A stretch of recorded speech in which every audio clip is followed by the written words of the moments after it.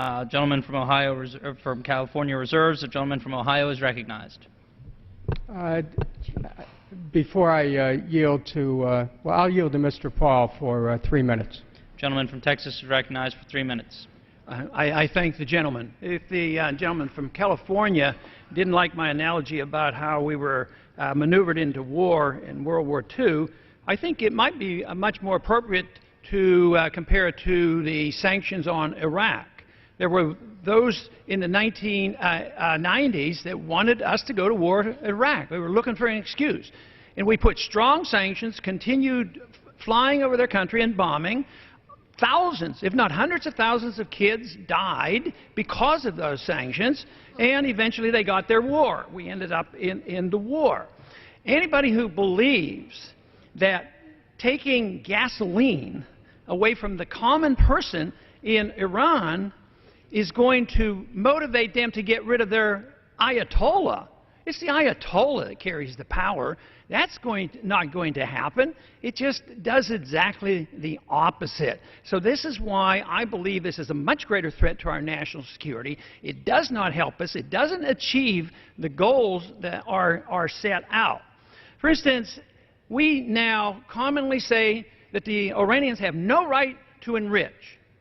Well, they signed the Non-Proliferation Treaty, and they have not ever been told that that they are making a bomb, and yet what we're saying in this bill that they can't enrich anymore. So in a way, you're violating international law by saying they can't enrich, period. So that is just looking for trouble. Now, what else this bill will do is going to push the support of the Iranians in another direction. It's going to push them toward India, toward China, Russia. And these countries have special, associations with Iran. So we're going to, separate us. We'll be isolated from that, and they're going to have a much closer alliance with these countries. That will not serve our interests. It's going to serve the interests of one country mostly, and that's China.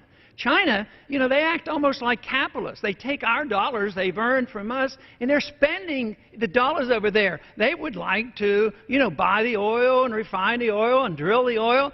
But here, we assume that we have to do it through force, through sanctions and threats and intimidation and secret maneuvers to overthrow their regime.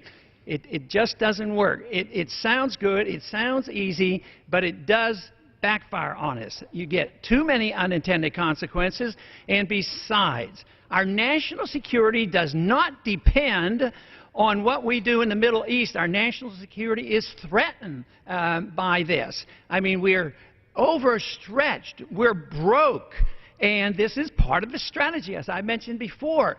Our arch enemies in that region want to bankrupt us, and they want to stir up hatred toward us, and they want to bog us down, and they're achieving what their goals are. Gentleman's time's expired. The gentleman from Ohio reserves.